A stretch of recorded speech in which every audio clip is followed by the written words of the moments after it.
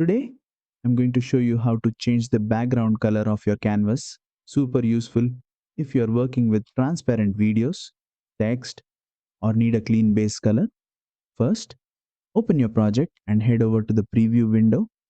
That's the area where your video plays back. Now, at the top of the preview window, you'll see a background color button. Click on it. From here, you can choose a solid color from the built-in palette. If you have a specific brand color or shade in mind, just enter the hex color code right below. But that's not all. Clipchamp also lets you apply a gradient background.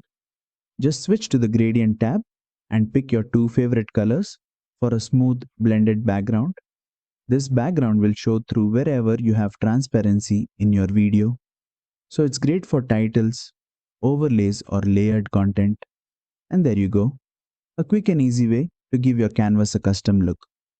If this helped, don't forget to like the video, share it with your editing buddies, and subscribe for more quick Clipchamp tips.